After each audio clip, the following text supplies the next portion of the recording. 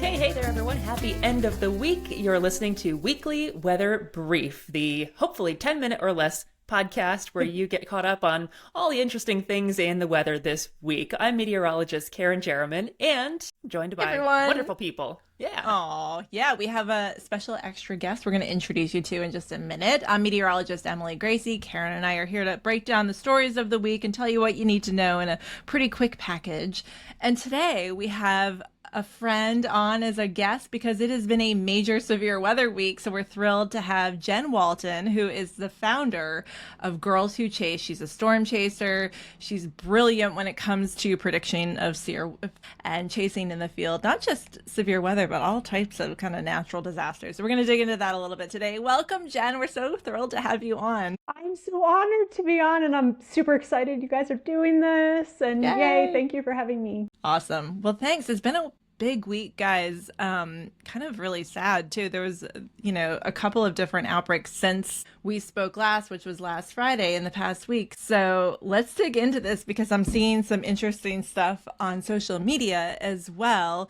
Jen, first of all, did you chase at all this past week? No, my territory tends to extend about as far east as western Iowa, I would say. I tend to pay less attention to the stuff in the eastern Midwest. I don't even know what would you call the Michigan, I always say upper Midwest. Upper Midwest. Yeah, that's what I thought. Very vague. Yeah. But also, I am not even necessarily forecasting in March because I'm much more of a high plains traditional tornado alley storm chaser. So a lot of the way that this presented was, I think, a bit of a surprise to a lot of us, actually, but there were quite a few chasers out. Yeah. Kerrin, what did you notice that stood out to you this week? I mean, just what you just said, Jen, this is early. I mean, we're getting severe weather season underway quickly.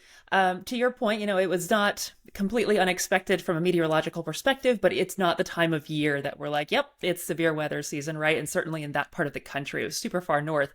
That was one of the things that I want to get both of your takes on was just some of the, it was cold during some of these tornadoes. And like I saw one video of tornado near a lake covered in ice. So things like that. It's just like you look at it going, wow, this happened already in March. So yeah, early kickoff here.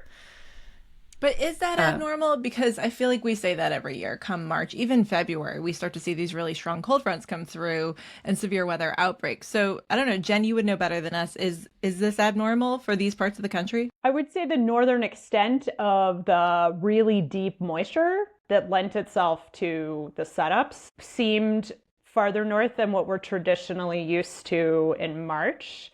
I think what we say to folks in Girls Who Chase trainings is that late February, March tends to be a bit more of a southeastern, potentially like eastern Texas, maybe eastern Oklahoma severe time frame. And then when we move into April, we start to move into more of the kind of traditional tornado alley, like Texas, Oklahoma, Kansas, potentially parts of the Midwest. So it does feel early. I think, looking at both of those setups, the part potentially that also might have been somewhat surprising is I always like to say never sleep on a lifting warm front. And even though it was cold, both of those instances featured lifting warm fronts and really conducive parameters south of those warm fronts. And so it kind of almost doesn't matter in a way, as long as it's warmer. Although in the case of what happened in Illinois, it was way warmer. Like that was a crazy sharp warm front, about a 30-degree difference from, I think we were in the low 50s and then almost at 80 degrees south of that warm front in Illinois. And so that is a pretty extreme setup there that you have if you can get a storm to pop. I was going to say, I think there was a crazy temperature difference, and I'm trying to keep everything straight, right? Because you said there were a couple different rounds, but this one you're talking about, there was a wind off of the lake, outside of Chicago, off the lake, Michigan, and didn't that create this cold pool right around the edge of the lake, kept certain areas in the 30s, but then, like you said, only tens of miles away, it was ridiculously warm and incredibly humid. So it was this really sharp boundary, just really, meteorologically quite interesting to see. But of course, we don't like the outcome. Yeah. Yeah, and we saw numerous tornadoes, especially on Tuesday night, but then the hail was definitely noteworthy as well. We saw some record-breaking hail, and I saw some like controversial hail too on X, where people were posting like 8-inch hail, and then somebody saying like, that's not hail, that's like a chunk from your freezer. What have you guys seen, and what has been confirmed here as far as hail? If I've learned anything about interpreting info on X or Twitter, I still like to call it Twitter, I look for patterns. So if you have like one outlier, much like with any sort of weather data, right, you probably could toss it out. But we were seeing a lot of photos of measured 4 and 5-inch hailstones. And in particular, there were a couple of meteorologists out there who were prepared to store them and have them taken in for measurement. And I think, like, again, those very extremely cold temperatures played an important role in that scenario. But that was a powerful storm. Like, sometimes I think we just have to look back at it and kind of marvel sometimes. But there were a lot of broken windshields and extreme hail damage in the path of that storm, including a lot of storm chasers who were close to the tornado. So that's my least favorite type of scenario. Oh, giant chunks of ice falling out of the sky? Why? Flying ice, yes. Not good, not good. By the way, Jen, I don't know if you heard, but we bring wine to this podcast, FYI. So you'll know for next time. The only reason I don't actually have any is because I haven't eaten in a few hours. So I was like, I don't know how much entertainment they're actually looking for. That's fair. You be yourself. That's all we ask. And you're doing fantastic at that. I want to go back to that hailstone, though, because I was reading from the local National Weather Service that there was one that they say it was 6 inches in diameter. And if that is verified, that would be considered a new Illinois state record for a hailstone. So that is pretty incredible. Size is one thing for like a record, but just like you said, there was extensive hail, 4 to 5 inches. This has got to be one of the more prolific hail events in the state, I would imagine, or even this part of the country in quite some time, right? I mean, I can't think of something in recent memory anyway that beats this for that kind of hail in this part of the country. I mean, that's just not a part of the country I think that we're used to hearing massive hail sizes come out of. And it's interesting too, because the other area that was highlighted for severe that day was southwestern Texas, which is very well known for producing large hail. And I believe Illinois eclipsed Texas on that day, on Tuesday. So yeah, that makes it even more interesting. And of course, again, that early time of year. And, it takes to produce hail that size, you need a decently tall storm with a powerful updraft. And looking back at some of the parameters, again, you had pretty extensive lapse rates, which were aiding with that. And then again, that deep moisture, and it's probably pretty cold up top to keep things frozen, right? So again, that's where you're getting those steep lapse rates, is that transition from warm to cold as those particles rise and circulate throughout the storm. So it's just fascinating that those parameters all came together again at the first half of March in that area. Yeah. Wild. Well, you mentioned kind of the outlook for the day. Have you all noticed that Storm Prediction Center has altered their outlooks a little bit here? There's been some changes. And I really want to get your take on this, because I'm curious if you think that this is like clearing things up at all, or perhaps creating a little bit more confusion. And just so that folks know, there's been a small change. And if you look at an SBC outlook, previously there were kind of these like hashed areas that showed where severe weather might be most likely. And now there's like levels of hatching where it shows not only where it's most likely, but also where it could be most intense. So before we had kind of the probability, now we have the probability and intensity. I don't know how I feel about this. I think maybe it might help somebody who's very familiar with an outlook, but I think the general public might look at that and say, what do you think? I mean, I'm really curious to hear what you have to say, Jen, because the more information, the better, right? Especially for your line of work. And for forecasters, I think it is great to have more information, and that we're honing in the technology and the knowledge is there to be able to give that kind of information.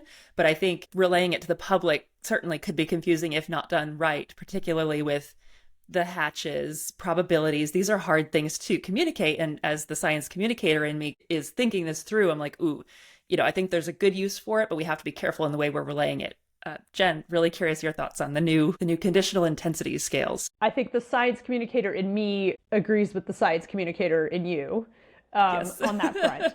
I think like what I sense that we're seeing right now is people getting used to change, which we're all kind of resistant to change. And you get very used to something, and we're all used to sort of waking and sleeping by SPC outlooks. It doesn't take us long, right? You take it in quickly, you go about your day. And so now this is requiring a little bit more processing time than it has recently. I think that that will ease over time. I do think the change is actually quite conducive to being communicated to more general audiences. It's going to take the gatekeepers, quote unquote, of information, the folks who translate that information for those audiences, some time to figure out the best way to do that. I don't see a lot of, I would say, general audiences regularly reading SPC outlooks. I think there is a lot of reliance on whatever that trusted information source is, whether it's a live streamer, right? Like a YouTuber type, or a local broadcast meteorologist or national meteorologist, right? At some of our weather outlets. And it's going to be like the onus is upon them at the moment to think about the best way to translate it. But knowing the problem that SPC was trying to solve with these new graphics, I think that they have nailed it. And 6 months from now, after a season of using it, we'll all probably appreciate it. Essentially, they're filling a gap in communication where before it was sort of like, you know, you may have a very low probability of a storm occurring in a certain area, but if the storm does occur, it could be very significant, right? There's that kind of high ceiling. And instead, we would get a slight with a hatch. That was kind of the best they could do. I think, you know, over time, we'll be able to skim those slights that now have the SIG parameters for each element, right? Wind, hail, and tornadoes, and be able to very quickly assess, okay, high parameter space, low, you know, probability of it taking place. But I mean, that was kind of what happened in Illinois on Tuesday was, you know, it was very highly conditional that storms might form, but if they did form, they had a really good chance of being high end. I think it was a SIG 2. So by, you know, the early afternoon, I think the 2 p.m. CT update on SPC had a 10% probability for tornadoes and a SIG 2, which is EF3 plus, and they nailed it. So I do think it helps clarify some of these options. Well, it'll be interesting to see, like you said, how people translate that information, the science communicators, how the TV meteorologists and the YouTubers translate that information. Hopefully there's some consistency there. We'll see. We're running out of time, but Jen, real quick before we let you go, I want to ask you about volcanoes, because you're not just a storm chaser, you're a volcano chaser. You've done beautiful photography of volcanoes. There was a little eruption this week that was noteworthy. Did you see these images? They were beautiful out of Hawaii, and you used to chase there, right? Yeah, so this is actually the second eruption that produced tephra that fell on populated areas and on the highway, and they closed the highway in the park. I actually was there for eruption 41 in January that did the same thing. Wow. And actually, I think they're still running numbers, but the height of the plume broke some records in January. How high, do you know? It was 40,000 feet is the estimate right now, which for Kilauea is quite tall. Well, Jen Walton, thank you so much for joining us today. Girls Who Chase, excellent organization. You guys do great storm chaser training. So anybody who's interested in that should check it out at your website, Girls Who Chase. And thank you so much for all of your expertise today. Thanks for having me. It was great chatting with you guys. Well, don't forget to check us out, YouTube, Spotify, Apple Podcasts. We're there, weekly weather brief. I'm meteorologist Emily Gracey. And I'm meteorologist Jeromin. Thanks for joining us this week. We'll see you next.